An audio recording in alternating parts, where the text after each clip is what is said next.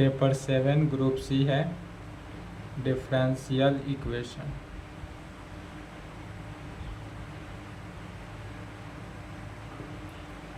Chapter 2 total differential equation.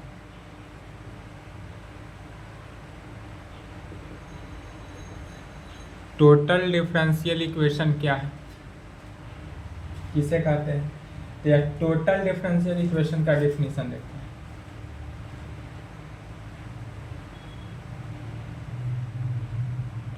Definition and results. किसका? Total differential equation. तो सबसे पहले जानते हैं कि टोटल डिफरेंशियल इक्वेशन है क्या। Total differential equation, total differential equation नाम ही है, तो कहेंगे ए डिफरेंशियल इक्वेशन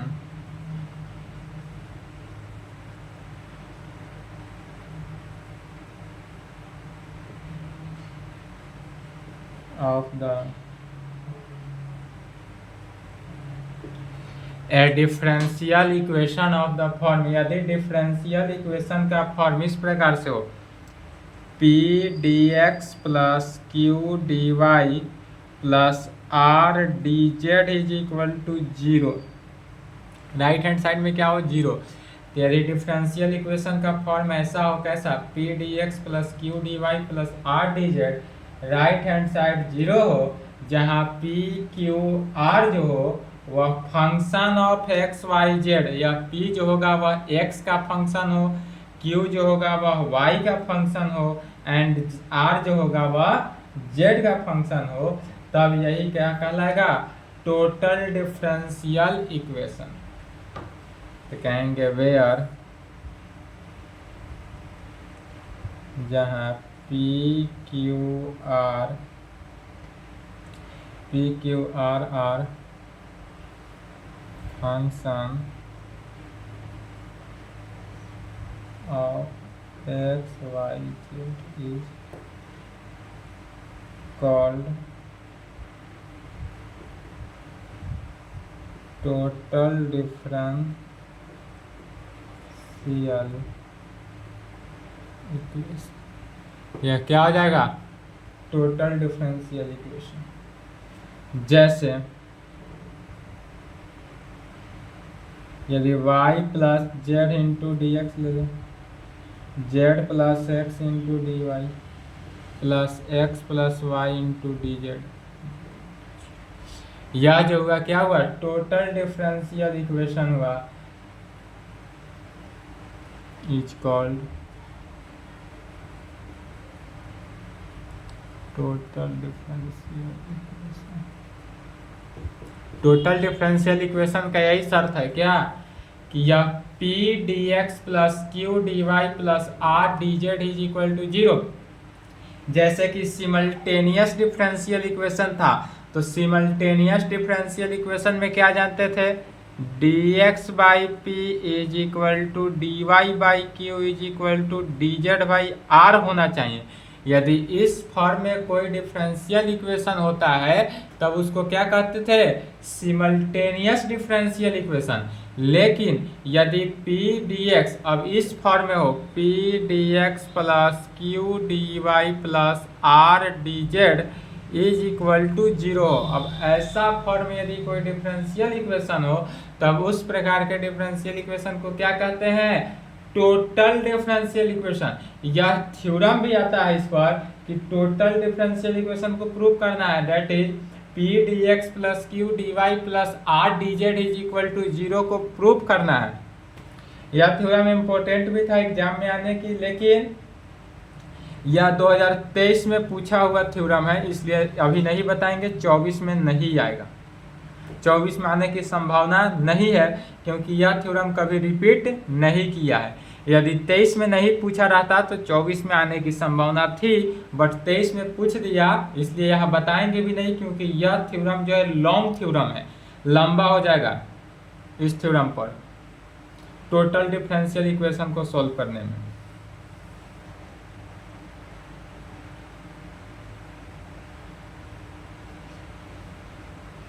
यह टोटल डिफरेंशियल इक्वेशन जो है वह एग्जैक्ट इंटीग्रेबल फंक्शन हो जाता है। माने जो डिफरेंशियल इक्वेशन का इंटीग्रेशन करेंगे यह कैसा इंटीग्रेशन आ जाएगा, एग्जैक्ट आ जाएगा। जो exact differential equation part 2 chapter 4 में पढ़े थे, पार्ट 2 का डिफरेंशियल इक्वेशन चैप्टर 4 में पढ़े थे, एग्जैक्ट उसका यूज हो जाएगा।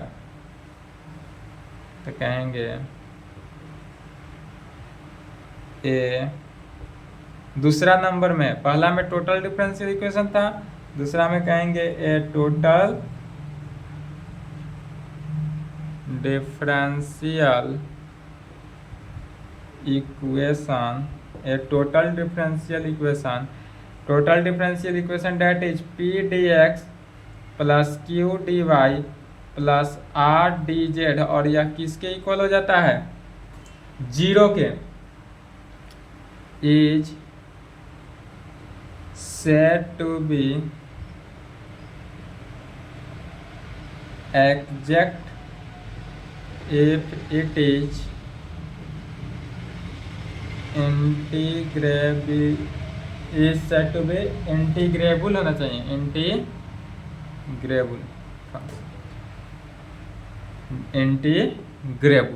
एग्जैक्ट इंटीग्रेबल होना चाहिए, exact integrable date is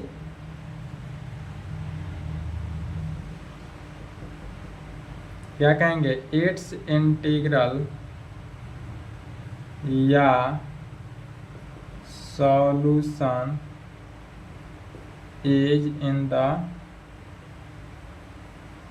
form, किस फॉर्म में होना चाहिए, तो phi x Y z is equal to constant form होना चाहिए, या इस प्रकार से होना चाहिए।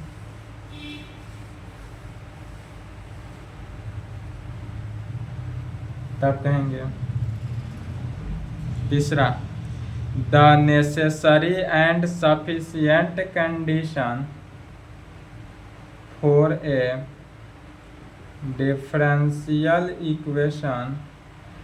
तो एग्जैक्ट डिफरेंशियल इक्वेशन में क्या जाने थे, पार्ट 2 में चले जाना है। अब तो पार्ट 2 में जाने थे m d x plus n d y is equal to क्या होना चाहिए, जीरो के इक्वल होना चाहिए। और यही एग्जैक्ट डिफरेंशियल इक्वेशन होने के लिए क्या होता है, एम का partial derivative with respect to y के रेस्पेक्ट में डिफरेंशिएट करते हैं, और एन को एक्स के रेस्पेक्ट में पार्शियली डिफरेंशिएट करते हैं, और दोनों के दोनों क्या होना चाहिए, इक्वल होना चाहिए। तो कहेंगे इज टू बी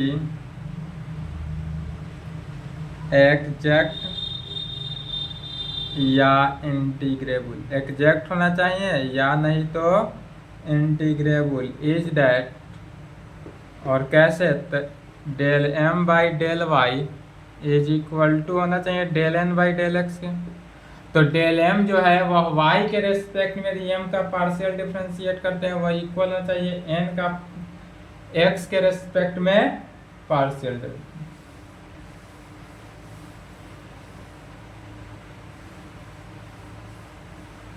अब कहेंगे फ्रॉम पार्शियल डिफरेंशिएशन। अब पार्शियल डिफरेंशिएशन क्या है, तो फ्रॉम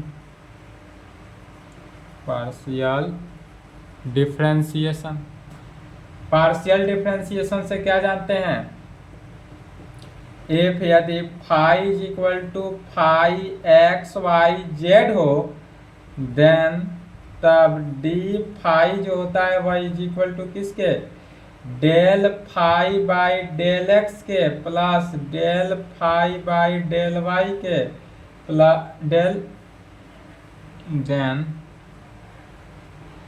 तब del phi by del x, del phi का वैल्यू, तो डेल फाई जो हो जाएगा वह del phi by del x into d x plus del phi by del y into D Y plus del phi by del z into D z में हो जाएगा, या वैल्यू इस प्रकार से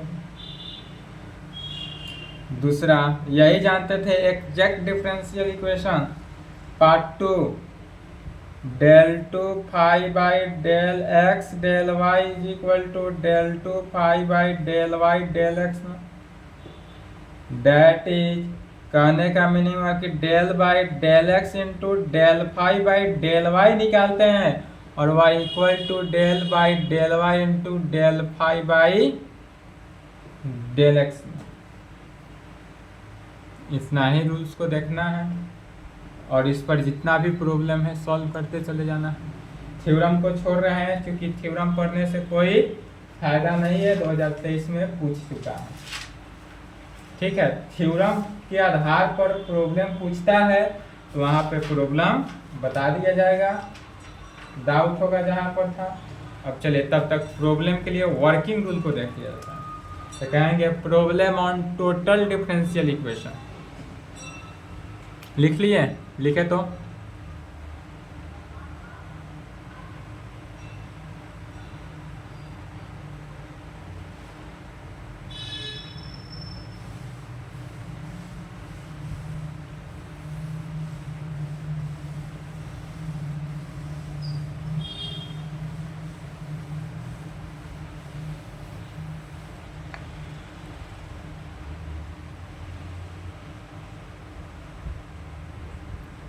प्रॉब्लम ऑन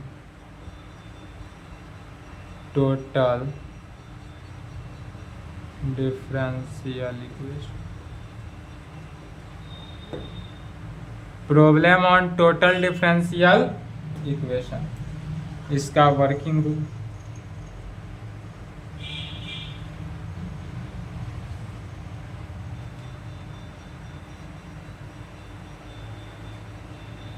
तो सबसे पहले टोटल डिफरेंशियल इक्वेशन का जब भी प्रॉब्लम दे तो पहले उस डिफरेंशियल इक्वेशन को इस फॉर्म में लिखते हैं। कैसे? तो टू सॉल्व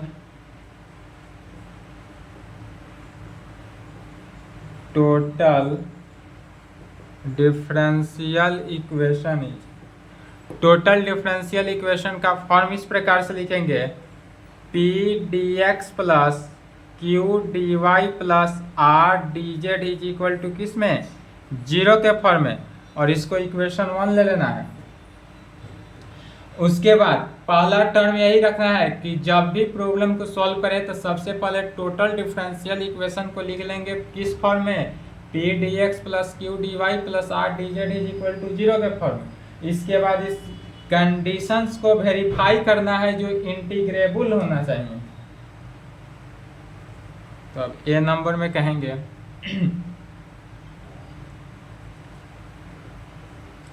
वी वेरीफाई या वी फर्स्ट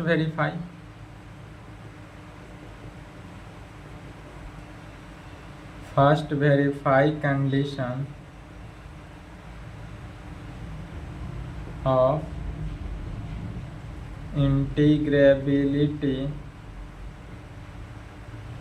इंटीग्रेबिलिटी में फॉर दिस। तब पहला नंबर कैसे वेरीफाई करेंगे?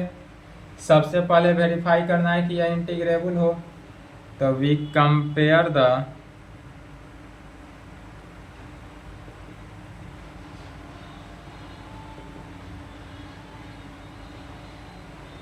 गिवन इक्वेशन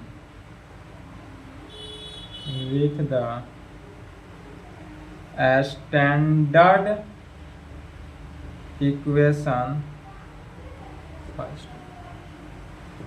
कैसे वेरीफाई करेंगे? तभी कंपेयर द गिवन इक्वेशन, जो दिया हुआ इक्वेशन रहेगा उस इक्वेशन को इस इक्वेशन 1 के साथ कंपेयर कर लेंगे। तो यह कंपेयर करेंगे p D x plus Q D Y plus R D z के, तो पी का वैल्यू, क्यू का वैल्यू, आर का वैल्यू वहाँ से निकल जाएगा। तो यहाँ से वैल्यू ऑफ किसका निकलेगा? जब कंपेयर करेंगे तो the values of p q and r, जब इसका हम कंपेयर करेंगे तो यहाँ से पी क्यू आर का वैल्यू निकल जाएगा। और जब पी क्यू आर का वैल्यू निकल जाए तो इससे का पार्शियल डेरिवेटिव करते हैं। किसका? पी क्यू आर का। किसके रेस्पेक्ट में? तो 100 देखेंगे।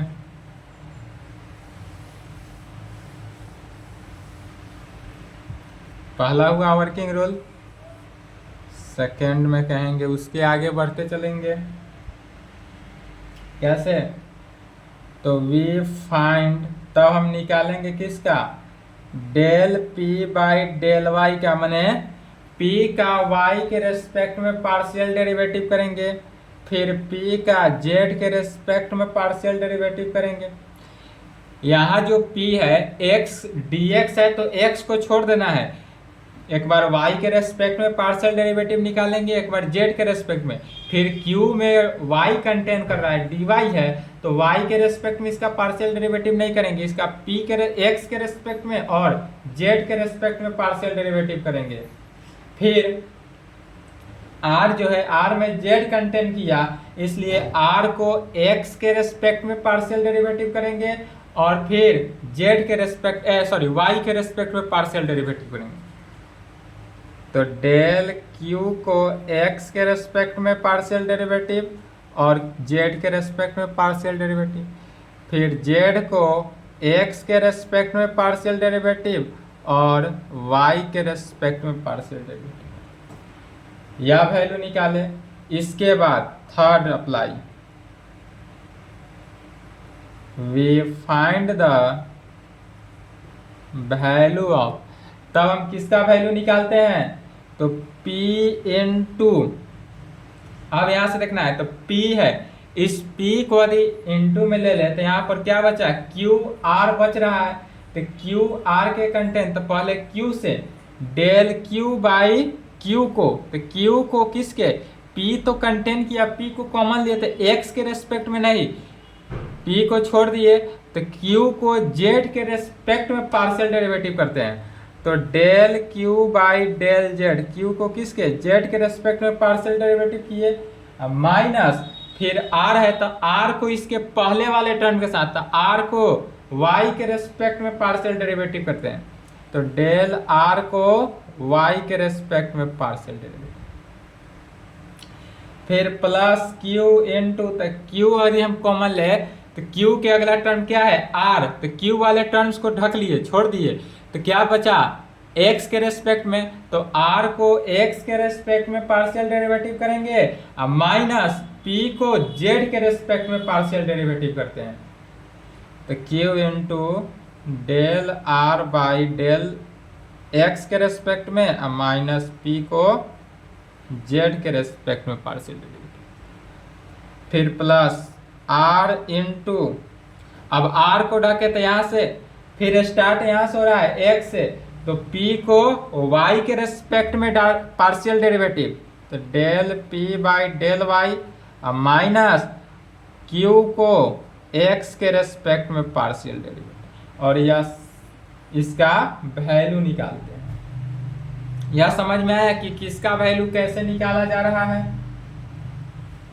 या इसको समझने के लिए इस प्रकार से भी समझ सकते हैं, ऐसे यदि यहाँ पर P Q R हो, ठीक है, तो कैसे चल रहे हैं, P है तो P में क्या हुआ, डेल x, Q है तो डेल y, R है तो डेल z, तो P को यदि कॉमन लिए तो Q को z के रेस्पेक्ट में पार्शियल डेरिवेटिव, फिर R को y के रेस्पेक्ट में पार्शियल डेरिवेटिव माइनस किए, प्लस Q कॉमन लिए तो Q वाले टर्म्स को छोड़ दिए, अगला टर्म क्या है, R है, तो R को x के रेस्पेक्ट में, इस P के यहाँ से x के रेस्पेक्ट में पार्शियल डेरिवेटिव और माइनस P को z के रेस्पेक्ट में पार्शियल डेरिवेटिव, इस प्रकार से भी समझ सकते हैं, और R को छोड़े तो P के साथ, यह समझने के लिए था।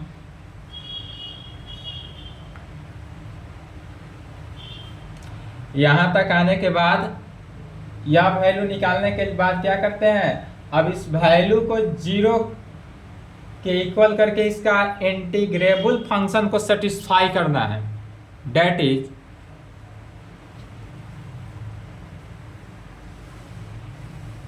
यह समझने में कोई डाउट हो तो बोलेंगे।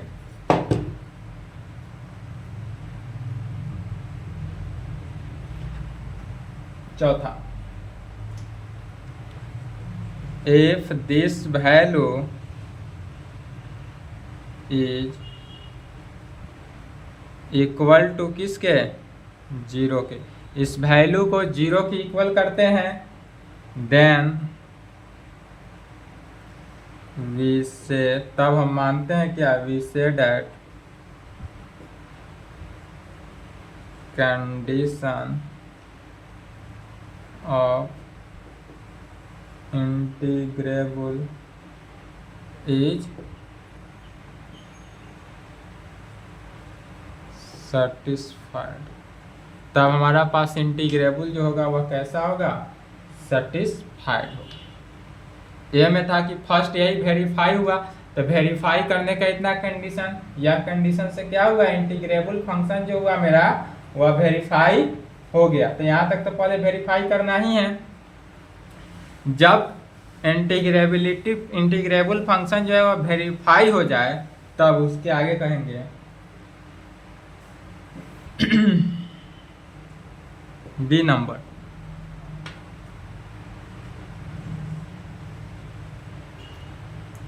if condition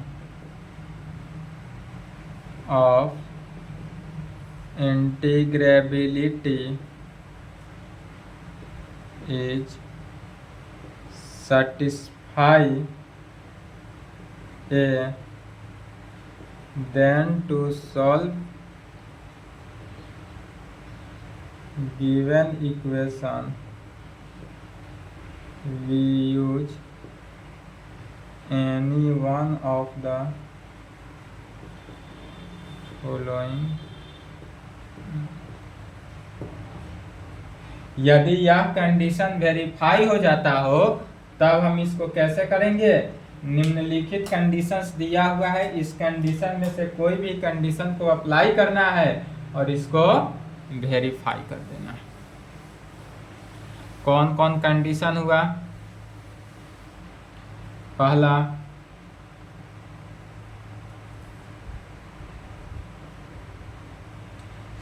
इंस्पेक्शन मेथड, या सब में इंस्पेक्शन मेथड पार्ट 2 में ही पढ़े थे, याद है या भूल गए, याद नहीं ही होगा। इंस्पेक्शन मेथड, दूसरा हो जाता है homogeneous method,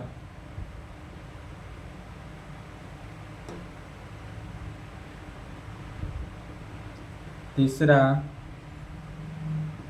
bye taking only one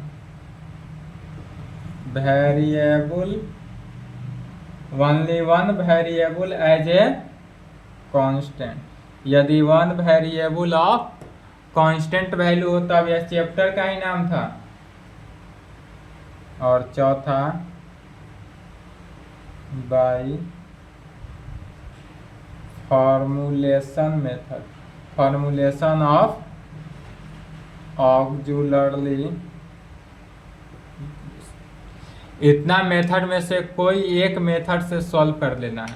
और यह चारों मेथड जो है कहाँ से है, पार्ट 2 का है। चारों मेथड, इंस्पेक्शन मेथड भी पार्ट 2 में पढ़े थे, होमोजीनियस फंक्शन भी पार्ट 2 में पढ़े थे, वन वेरिएबल कांस्टेंट मेथड भी पार्ट 1 में पढ़े थे, फॉर्मूलेशन ऑफ ऑक्सिलरी भी पार्ट 1 में ही पढ़े थे, पार्ट 2 सॉरी। तो जितने भी है सभी पार्ट 2 का मेथड है और इस सब को यूज करना है और आगे सॉल्व करते चले जाना है। चलिए अब टाइप 1 का प्रॉब्लम देखते हैं। इसमें भी 2 टाइप है, टाइप 1 और टाइप 2। पहला टाइप का प्रॉब्लम हो जाएगा इंस्पेक्शन मेथड। 4 प्रकार से है, 2 प्रकार से नहीं, 4 प्रकार से। एक हो जाएगा इंस्पेक्शन मेथड से, दूसरा हो जाएगा होमोजीनियस। तो पहला देखते हैं ऑन इंस्पेक्शन।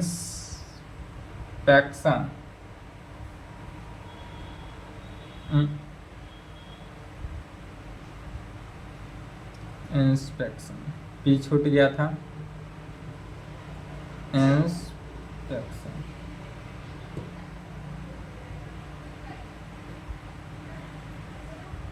इंस्पेक्शन मेथड क्या है, इंस्पेक्शन मेथड देखते हैं।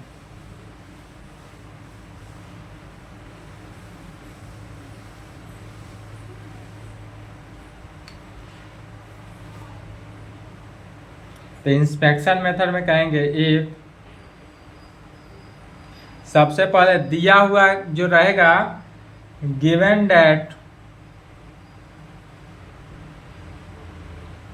डिफरेंशियल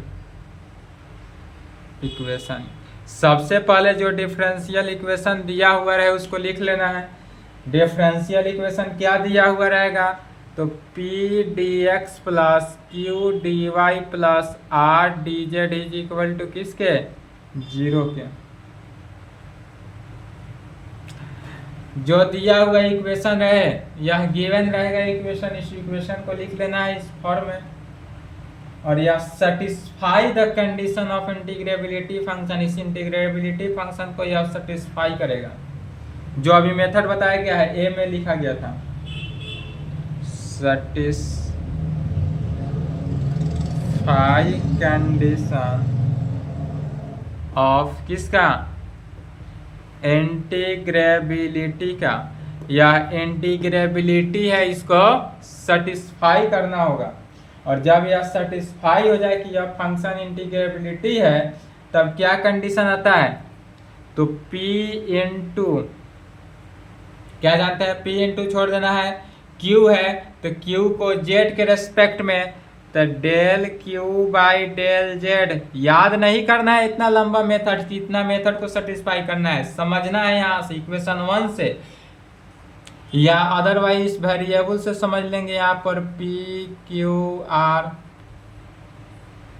या नहीं तो इसी से समझे। P यदि छोड़ लिए तो क्या बचा, Q है तो Q को पार्शियल डिफरेंशिएट करेंगे किसके, Z के रेस्पेक्ट में, और बीच में माइनस इसके अगला टर्म R है तो R को डिफरेंशिएट करना है किसके, इसके पहले Y के रेस्पेक्ट में। जिस टर्म को कॉमन लेंगे उस टर्म को क्या करते रहना है, छोड़ते चले जाना है। प्लस Q, तो Q को यदि कॉमन लिए तो Q वाले टर्म्स को छोड़ दिए, और अगला टर्म R है, R के बाद P है तो R को पार्शियल डेरिवेटिव करते हैं किसके रेस्पेक्ट में, X के रेस्पेक्ट में, माइनस फिर P को पार्शियल डेरिवेटिव करेंगे Z के रेस्पेक्ट में। समझना है कैसे हुआ। अब प्लस R को यदि कॉमन ले ले तो R कॉमन लिए तो यहाँ से स्टार्ट होगा, तो फिर P को पार्शियल डेरिवेटिव किए Y के रेस्पेक्ट में, माइनस Q को पार्शियल डेरिवेटिव किए X के रेस्पेक्ट में। सिर्फ समझ लेंगे कि कैसे हुआ, याद नहीं करेंगे। और इस सब को इक्वल कर देंगे किसके, 0 के, यह 0 के इक्वल होना चाहिए। और जब यह कंडीशन हो जाए तब कहेंगे then to solve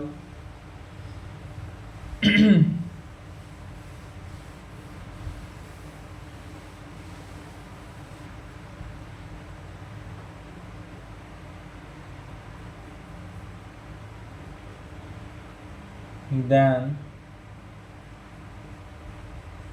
to solve given total differential equation by inspection method, then to solve given total differential equation by inspection method। अब इसको इंस्पेक्शन मेथड के द्वारा सॉल्व कर देना है। तो इंस्पेक्शन मेथड का रूल क्या है, यह तो भूल ही गए होंगे क्योंकि पार्ट 2 में ही पढ़े थे। पार्ट 3 का तो पूरा याद ही नहीं होगा, तो पार्ट 2 कहाँ से याद हो क्या। तो कहेंगे एक बार रूल को सिर्फ लिख रहे हैं, रूल को देख लेंगे और अपने से सॉल्व करेंगे। चलिए लिखे तो इधर से मिटाएंगे और यहाँ से लिखना स्टार्ट करेंगे।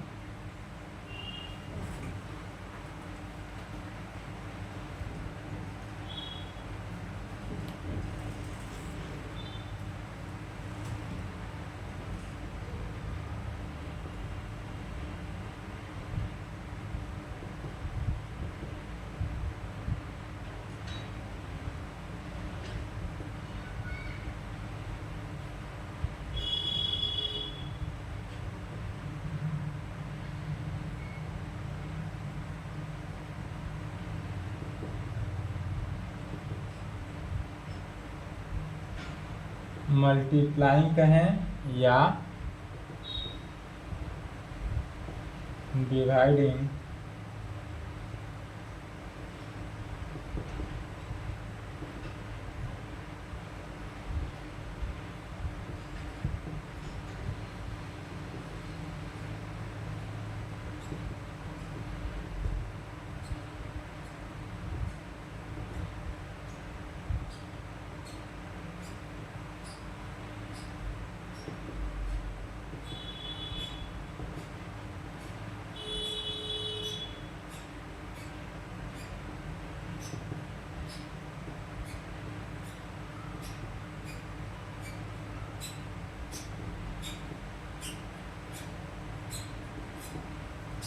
चलिए इसका रूल क्या हुआ।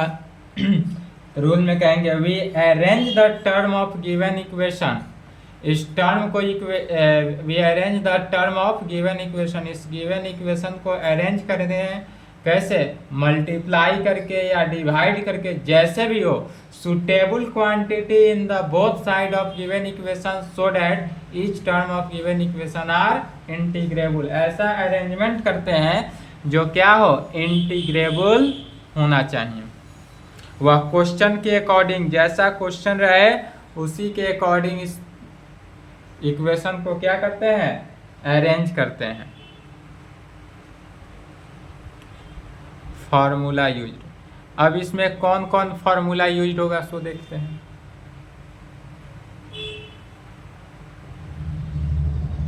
यदि d into X into Y हो, यहाँ पर क्या कर रहा है, x इंटू वाई का डिफ्रेंसिएशन हो, तो x इंटू वाई का डिफ्रेंसिएशन अब इस प्रकार लिखेंगे, डिवाइडेड बाई dx नहीं लिखना है, इसी प्रकार लिखेंगे। और इसको क्या करेंगे, x को कांस्टेंट, y का डिफ्रेंसिएशन तो dy, अब प्लस y को कांस्टेंट और x का डिफ्रेंसिएशन dx। अब लिखने का तरीका यह रहेगा, टोटल डिफरेंशियल इक्वेशन में इसी प्रकार से लिखेंगे dxy, लेफ्ट रहे तो राइट लिखना है, राइट रहे तो लेफ्ट लिखना है।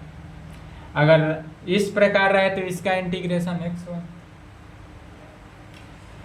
इसलिए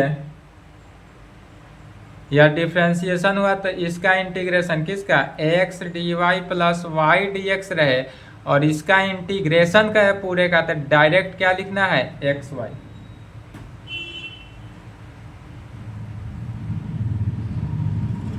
यदि dy इंटू जेड माने yz हो तो क्या करेंगे, y को छोड़ देना है z का डिफरेंशिएशन, फिर z को छोड़ देना है y का डिफरेंशिएशन। इसलिए y dz plus z dy क्या हो जाएगा, yz में dxy yz zx। यदि z इंटू एक्स हो तो कैसे लिखेंगे, z को छोड़ देना है x का डिफरेंशिएशन, अब प्लस x को छोड़ देना है z का डिफरेंशिएशन। इसलिए इंटीग्रेशन अब किसका, z dx plus x dz, और यह किसके इक्वल हो जाएगा, zx के। तो यदि लेफ्ट रहे तो राइट लिखना है, राइट रहे तो लेफ्ट लिखेंगे, और इस प्रकार यह वैल्यू का इंटीग्रेशन आएगा, x dy plus y dx का इंटीग्रेशन पूछेगा तो डायरेक्ट लिखना है xy, वहां पर सोल्व नहीं करना है, दिखाना नहीं है कि यह कैसे इंटीग्रेशन आया, डायरेक्ट एक लाइन में इस इंटीग्रेशन के फॉर्मूला को क्या करना है, लिखना है, और इस फॉर्मूला को अप्लाई करना है और आंसर लाना है। ठीक है, तो इस फॉर्मूला को एकदम याद रखेंगे, जितना भी फॉर्मूला लिखा जा रहा है टोटल फॉर्मूला का यूज होगा टोटल डिफरेंशियल इक्वेशन में ही नहीं, इसके आगे जितना भी चैप्टर है सभी चैप्टर में यूज होते जाएगा। यही यदि एक्स वाई जेड रहता तो क्या कहते हैं,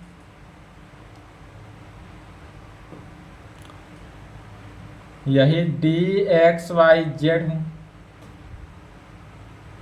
तो एक्स वाई जेड है तो क्या करेंगे, पहले x के रेस्पेक्ट में करेंगे तो yz कांस्टेंट बनकर बाहर, तो yz बाहर dx, प्लस y करेंगे तो क्या हुआ, y किए तो xz बाहर dy, अब प्लस xy dz। इसलिए yz dx plus X Z D Y plus X Y D Z का इंटीग्रेशन क्या हो जाएगा, एक्स वाई जेड। इस वैल्यू पूरे वैल्यू का इंटीग्रेशन जो होगा वह एक्स वाई जेड में होगा। ठीक है, फिर तीसरा फॉर्मूला अप्लाई करेंगे, डी एक्स बाई वाई का डिफ्रेंसिएशन, इस u बाई वी का डिफ्रेंसिएशन जानते हैं, उसी प्रकार x बाई वाई का डिफ्रेंसिएशन है, इसका मेथड लिखने का तरीका ऐसा हुआ। तो x बाई वाई का डिफ्रेंसिएशन क्या हो जाएगा, y को कांस्टेंट, नीचे वाला v को छोड़ देते हैं, ऊपर वाले का डिफ्रेंसिएशन तो dx माइनस ऊपर वाले को छोड़ेंगे, नीचे वाला का डिफ्रेंसिएशन dy डिवाइडेड बाई क्या जानते हैं, तो नीचे वाले का स्क्वायर तो वाई स्क्वायर। तो डी एक्स बाई वाई का डिफ्रेंसिएशन क्या हुआ, Y D X minus X D Y by Y square. इसलिए इंटीग्रेशन ऑफ किसका, Y D X minus X D Y by Y square का जो इंटीग्रेशन होगा वह क्या हो जाएगा, एक्स बाई वाई, इसको पहला लिखेंगे। वाई बाई एक्स का यदि डिफ्रेंसिएशन कहे तो क्या लिखेंगे, y बाई एक्स का डिफ्रेंसिएशन हो जाएगा, तो नीचे वाला v को छोड़ देना है, x को छोड़े तो dy माइनस वाई को छोड़े dx डिवाइडेड बाई नीचे वाला का square that is x square. इसलिए integration of x dy minus y dx divided by x square जो है किसके इक्वल हो जाएगा, y बाई एक्स या y बाई एक्स। यही यदि y बाई जेड रहता तो क्या निकालते हैं, जिसका भी इंटीग्रेशन निकालना हो, जो फॉर्मूला जानते हैं मैट्रिक इंटर क्लास से, वही फॉर्मूला को अप्लाई करते चले जाना है, बस लिखने का तरीका चेंज हो जाता है। जितने भी अब आगे पढ़ेंगे प्रॉब्लम थ्योरी, सभी में लिखने का तरीका सिर्फ चेंज होते जाएगा, जैसा प्रॉब्लम का है, जैसा थ्योरी का है, उस प्रकार बढ़ते चले जाएंगे, ऑटोमेटिकली सॉल्व होते चला जाएगा। हाँ, तो क्या करेंगे, यदि y बाई जेड रहे, लिख लिए,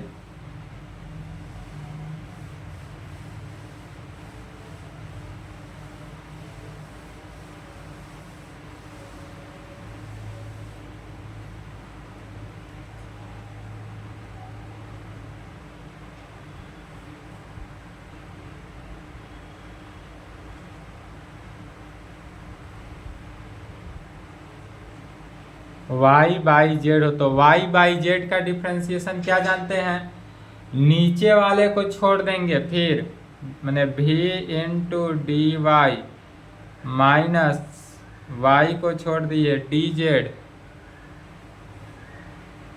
Z into D Y minus Y into D Z divided by Z square. इसलिए इंटीग्रेशन ऑफ किसका, Z D Y minus Y D Z divided by Z square का इंटीग्रेशन क्या हो जाएगा, वाई बाई जेड में।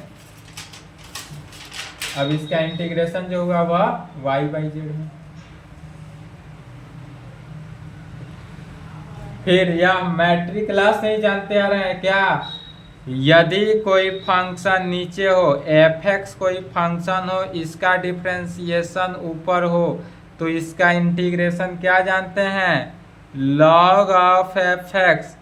यदि नीचे वाला फंक्शन का डिफ्रेंसिएशन ऊपर आ जाए तो डायरेक्ट यूज करते हैं कितना, लॉग ऑफ एफ एक्स। और इसमें एक और कंडीशन हो जाता है कि यदि नीचे वाले फंक्शन रूट में हो और उसका डिफ्रेंसिएशन आ जाए तो क्या करेंगे, तो इसको एक नंबर कर लें।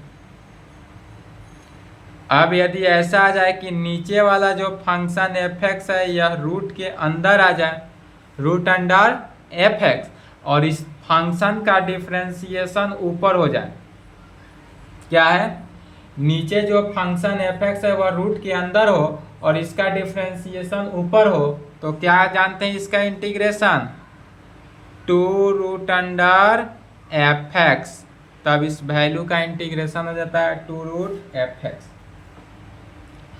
और इतना ही फॉर्मूला को अप्लाई करना है और टोटल डिफरेंशियल इक्वेशन का टाइप 1 का ऑल प्रॉब्लम सॉल्व हो जाएगा। ठीक है, तो इसके आगे प्रॉब्लम देखा जाएगा, नेक्स्ट क्लास में क्वेश्चन देखा जाएगा। क्वेश्चन खुद से बनाएंगे, क्वेश्चन बैंक से बनाए, बुक से बनाए, गेस से बनाए, जहाँ से इच्छा हो वहाँ से बनाए, बट बनाए। ठीक है, और इस पूरे फार्मूला को याद करेंगे। इसके आगे जितना भी क्लास चलेगा सभी में इसको डायरेक्टली यूज करेंगे। लेफ्ट रहे तो राइट लिखेंगे, राइट रहे तो लेफ्ट लिखेंगे, जहाँ डी एक्स बाई वाई रहे तो डायरेक्ट इसको ही अप्लाई कर देंगे, या इसका इंटीग्रेशन रहे तो यह वैल्यू लिख देंगे। वहाँ ये ना कहेंगे कि यह कैसे हुआ। फार्मूला याद रहेगा तो कोई दिक्कत नहीं होगा, नहीं याद रहेगा फार्मूला तो कन्फ्यूजन हो जाएगा कि यह वैल्यू आया कहाँ से। तो डायरेक्ट यदि यूज करना हो तो पहले फार्मूला को एकदम कंठक से याद होना चाहिए। जितने भी फार्मूला लिखाया गया 4 फार्मूला ही हैं, चारों फार्मूला को याद रखेंगे और इसके आगे नेक्स्ट क्लास में इसका प्रॉब्लम देखा जाएगा।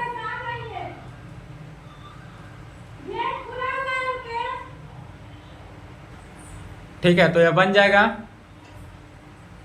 यहाँ तक कंप्लीट करें, इसके आगे नेक्स्ट क्लास।